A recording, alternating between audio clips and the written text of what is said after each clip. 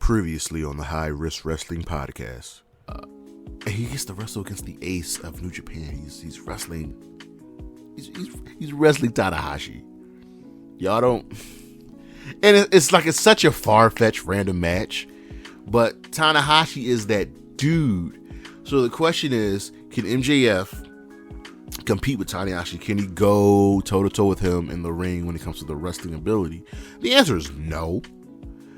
So now it's up to MJF.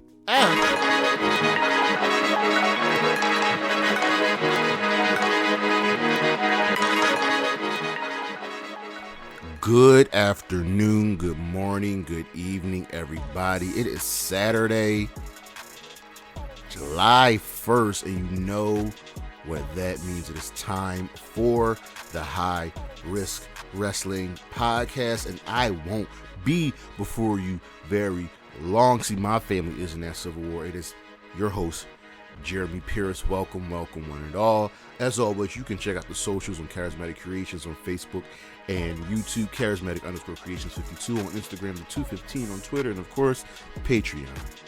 Coffee donations are always welcome and appreciated. And today, well, quickly, we're going to have the Money in the Bank recap. It literally just ended, and it was a longer show, kicking off at 3 o'clock p.m. as they are in London at the O2, and ending 6:45. It's rare that WWE gives us an almost 4-hour event, but that's what we're doing. But for now, you know what's next, so just go on and hit my music. All right, as you know, this is the second episode of kind of the reboot, and you know what we're doing. So first things first, before I give you the recap, you know I gotta give you that list. You know I gotta give you that wrestler spotlight. So first things first, here are the 5 women who would benefit most from winning Money in the Bank next year. Number 5, well, Sonya Deville. Sonya Deville has been here for a minute, and minus her brief but very, very solid run during the pandemic and her feud with Mandy Rose, she hasn't been able to do much. She's kind of in a upper jobber tag team currently with Chelsea Green, and she can do more. She can do much more. We've seen that she is very, very good on the mic, and I think given the opportunity, she would run with it. And speaking of Chelsea Green, number 4, Chelsea Green. Chelsea Green is a veteran of this business, and we know what she can do. We've seen what she can do. We know about her time in Impact as Laurel Van Ness, her time on the Indies and the reforming, coming back as Chelsea Green, going back to Impact and just becoming better. That time spent on the Indies has actually improved her tremendously, and she is so much better than what she is given with right now. Number 3, Michin. Sticking with the same thing, Mia Yim is another veteran of this business who has worked the Indies, who has worked Impact, and has gotten better and better and better. She can go in the ring. We know that. She's got a great look. She's got great skill. She can go on the mic. She's charismatic. She would be just a breath of fresh air at the top of the card carrying that briefcase. Number 2, this is a shocker, but Carmella. Carmella's the first ever women's Money in the Bank winner. She won the match twice, right? And she's the only woman to hold it for the longest time. She held it for almost a year before cashing in. And minus that run, and then a second run when she was with R-Truth, she really hasn't been doing much. She revitalized herself as that sexy Carmella look, but now we've got the combination of the sexy Carmella with the Princess Statline, and I'm a fan of Carmella. She's improved tremendously, and I think she truly deserves another run with the Women's Championship. And number 1, Candice LeRae. Candice LeRae is the definition of always a bridesmaid and never a bride. She's multi-time NXT Women's Tag Team Champion, but hasn't really done much in the WWE. She is one of the best wrestlers in the business between both men and women. We know about her time on the Indies, especially fighting men, and we know the kind of skill she has. Just like her husband, she has played the undersized underdog and has just ran with it and can capitalize anybody. We know what she can do, and it's time for her to step out of the shadow and get her own spotlight.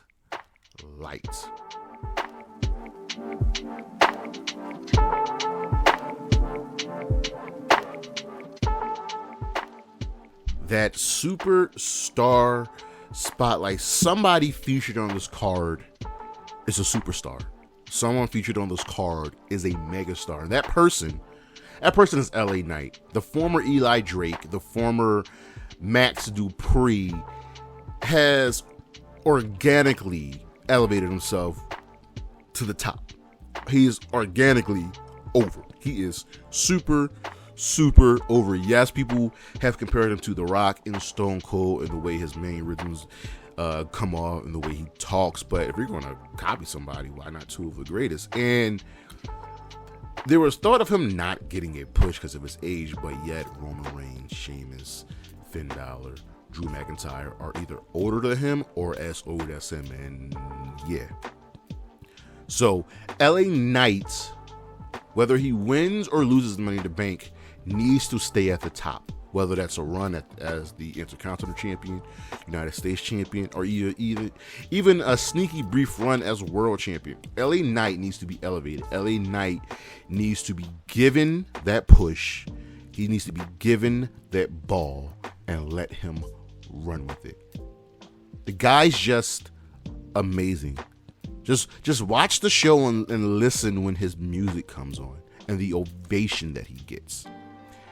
LA Knight can be the future of the WWE for the next half decade plus. And it's time that the powers that be recognize that. Yeah.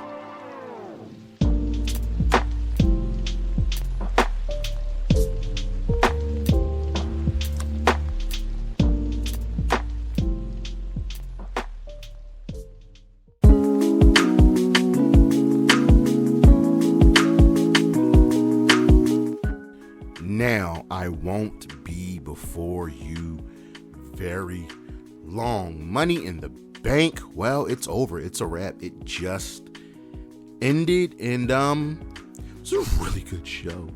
It was a really, really good show. Was I correct with my predictions? Well, we're just going to have to find out. But the show is in the book, so let's just check it out. We are in London, England at the famous O2 Arena, and the crowd was hot.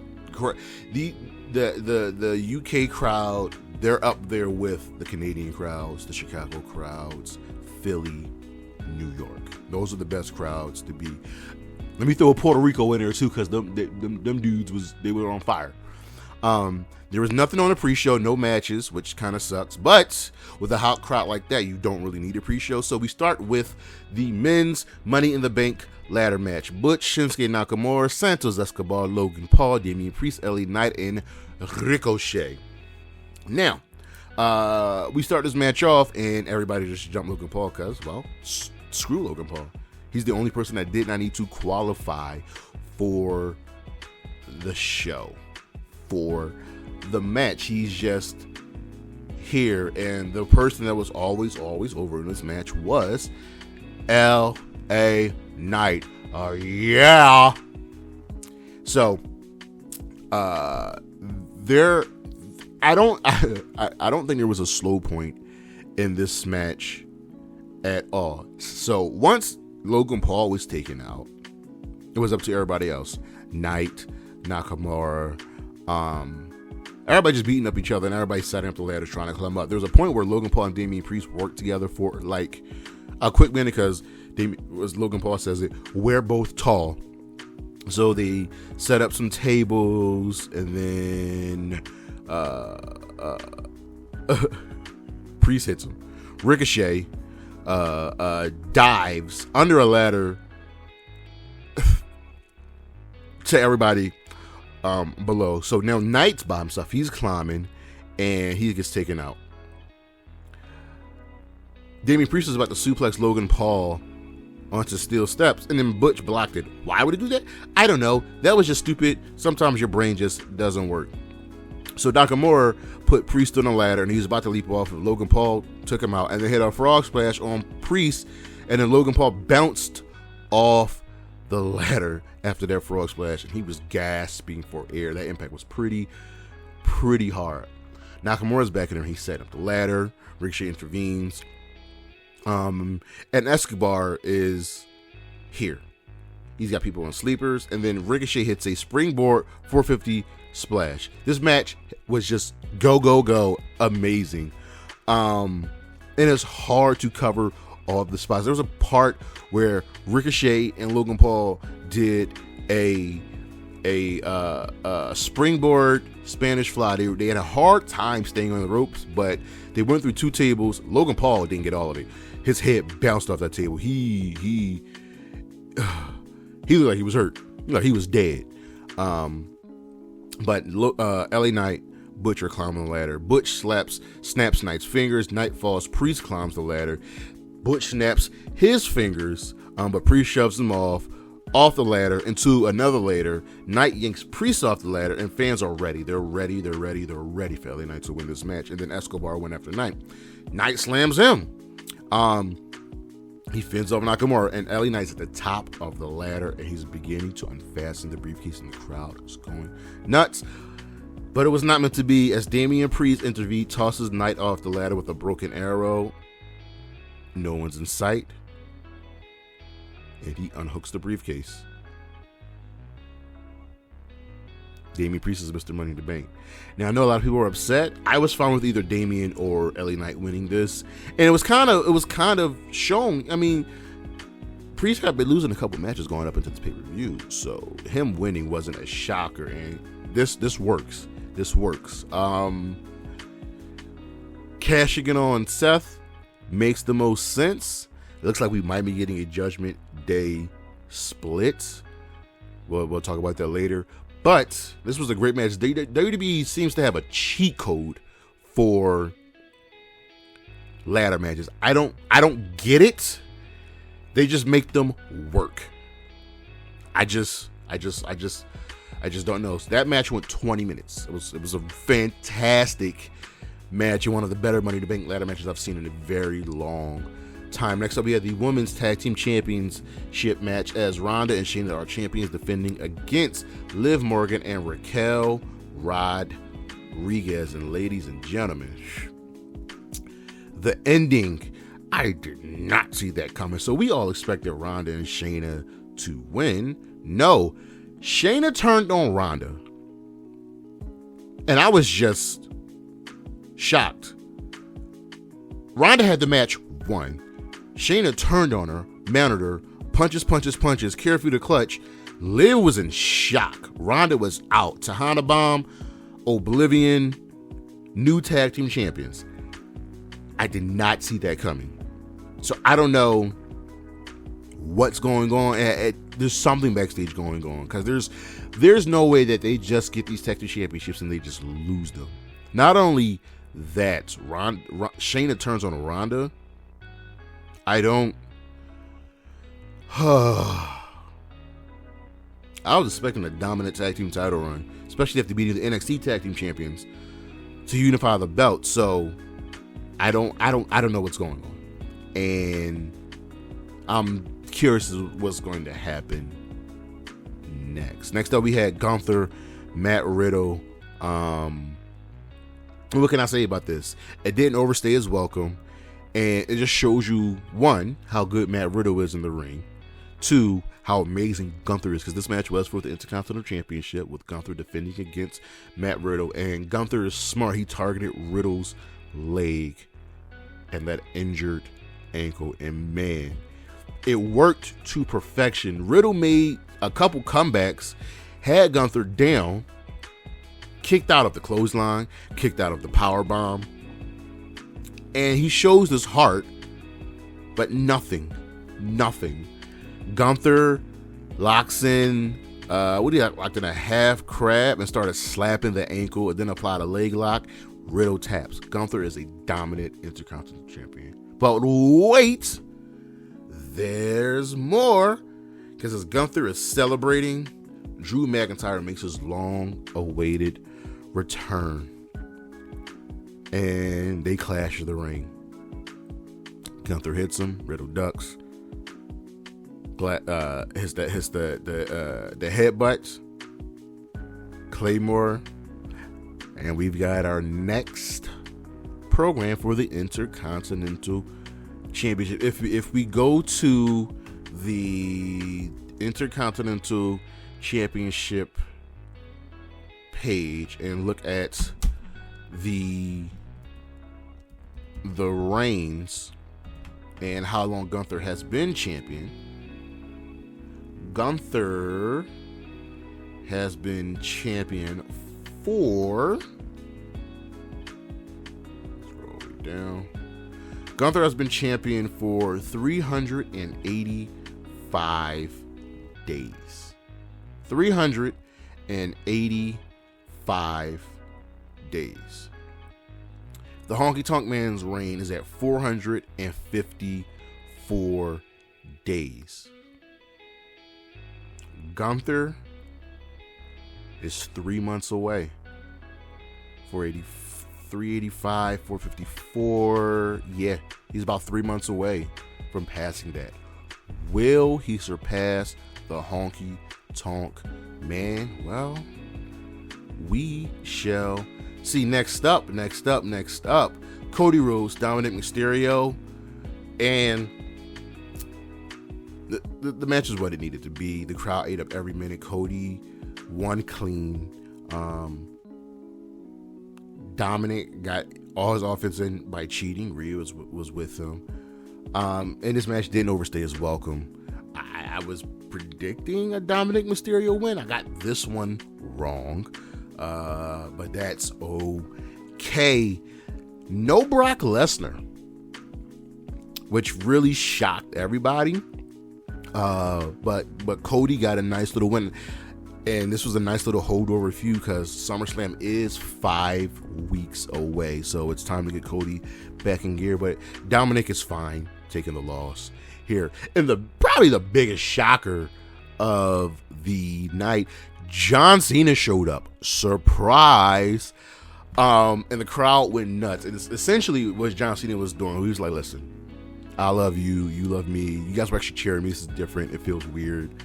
But I'm here because I want you all to convince those in the back to bring WrestleMania to London, to the UK. And personally, I think this move is because of AEW selling out Wembley Stadium for All In. And this was a great segment. And then Grayson Waller came out and did what Grayson Waller does. And he's perfect as a slimy little cornball. He was like, why would we do WrestleMania here where we could just do it in Australia better? I'm expecting WrestleMania to end up in Australia as well at this point.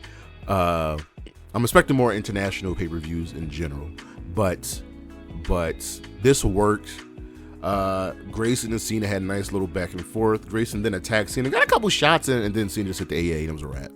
So this was a fun segment, getting the crowd hype. It was a nice little breather because right after that, we got the women's Money in the Bank ladder match. And ladies and gentlemen, this was also a great match. Wow. Trish Stratus, Zoey Stark, Liv Morgan, Zelina Vega, Iyo Sky, and Bayley. So we had 2 teammates in there and then 2 wild cards. Sorry, why did I say Liv? Trish, Zoey, Zelina Vega, Becky Lynch. I don't know why I said Liv. This was fun. Becky's anger and hatred towards Zoey and Trish is ultimately what caused her, because she fell in line and ended up having handcuffs attached to her. She was never locked in at anything, but those handcuffs played a part. Trish took a couple good bumps. She took a manhandle slam on a ladder, and this is what legends should be doing. Trish up elevated the match. Becky was great. Zelina hit a really nasty cold red on Zoey Stark. I thought Zoey was dead. I thought Zoey was over. and done with. But the person that was most over in this match was Iyo Sky. And you knew her and Bayley, something was going to happen with her and Bayley. And Iyo was always over. Anytime Iyo climbed a ladder, she was just cheered. We saw how over she was when they went to Puerto Rico against Bianca. But nobody was outshone here. There were so many spots. The man who slammed that cold red. But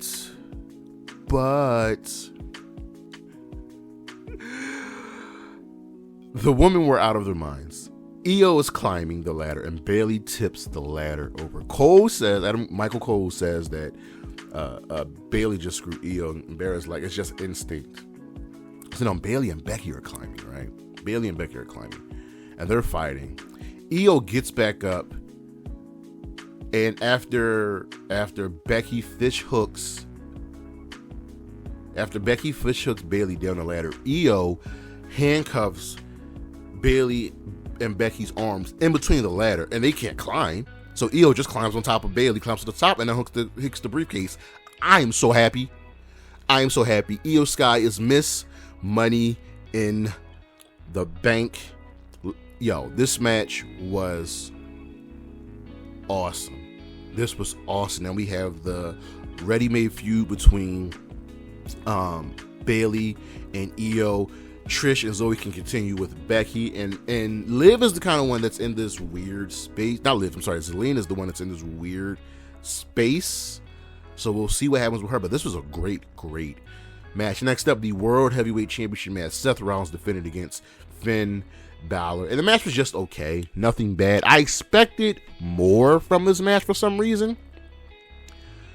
But the game change in this match was when Damian Priest came down with the briefcase. So not all eyes were on Damian. Will he cash in? And it's ultimately Damian being ringside. It's ultimately Finn worrying about Damian cashing in that cost the match because Seth won. And now Finn and Damian are arguing at ringside. And I get why Damian was there or why not. Match could be over. But the match was okay. Finn dominated a lot of this match, coup de grace, and he was really kicking Seth's ass. And the match only really changed once Damian came back down. So it's tough. It's really, really tough. I could see a possible rematch, but Damian Priest is Mr. Money in the Bank, and was all eyes will be on him for the time being. And in our main event, the Bloodline Civil War, Jimmy and Jay Uso versus Roman Reigns and Solo Sikoa. And when it comes to like the in-ring quality of this match, it's nothing to sneeze, take home about, whatever. This is about story. This is about pace. And the story that they told in this match, the crowd was hot. The crowd was hot, giving Roman everything. And early on, the Usos did their thing. And Solo, controlled somewhat. Reigns controlled somewhat, but the Usos were just in charge. And then Roman took a step back, went outside and talked to the tribal chief. Talked to the wise man. And the wise man tells Roman, do you want your children acknowledging him as the tribal chief? That's what he wants. That's what Jay, wants to take away from you. And something changed. And for a good portion of the middle of the match, Roman and Solo just kicked the Usos' ass. That's why you have a wise man. And every time the Usos tried to make a comeback, It just got shot down. Their tag team prowess. Remember, I believe that established tag team should never lose to tag teams thrown together. So, as the Usos are dominating, as Roman and Solo are dominating, the Usos start making a comeback. They start making a comeback, and the Usos hit the 1D, but the ref had got knocked out. And this is the story of all of Roman's matches. He always will skate by. So, the Usos, they're opposite turnbuckles. They're going for the Uso splash on Roman. Solo stops taking out Jay. And Solo and Roman have this really good tag team finish. First, they hit W Oranagis on the Usos. Then they hit a Samoan Spike spear combo on Jimmy. That was great. Solo drags Jimmy and stacks him on Jay, and the fans are chanting bullshit because it is bullshit. Roman's gonna skate by. Ref comes back in. Ref goes 1. The ref goes 2. And the ref goes, oh no! They kicked out. And Roman is shocked. They've already kicked out of a spear. They've already kicked out of Superman punches. And Solo just beating the holy hell out of Jay, right? And Roman's is like, we gotta regroup. So Solo throws Jimmy outside of the ring. They clears the announce table. He goes for a splash because Roman wanted it, and Jimmy moves. Goes to the table. So Solo's done. Back in the ring, Jay hits the super kick on Roman. Roman hits a spear. Jay kicks him again. Roman hits another spear, and Jay kicks out. I'm sorry, it was a super kick. It was a super kick into a Superman punch, into a super kick, into a spear, and Jay kicks out. And the fans are going nuts. Ooh, so. And the replay shows when Jay kicked out, he accidentally low blowed Roman. And we've seen Roman do this, so was it truly an accident? Who knows? Spear, nah, misses. Super kick, Uso splash, Jay pins Roman. 1, 2, 3, and it's over. And the Usos win this match with 30 minutes, everybody. And the second half of this match really, really picked up, pulled the crowd in with the drama, the reactions. This was great. And it emphasized just how long it's been since Roman got pinned. Roman hasn't been pinned in 3 years, up until today. Roman hasn't been pinned in 3 years, and now here we are. Roman Reigns, winner, chicken dinner. Jay, Jimmy, the Usos exercise those demons, but I don't even think we're done here. I don't think we're close to being done here. But this was a fantastic show, everybody. The only real, disappointment was the World Heavyweight Championship. I even thought the women's tag team match was good.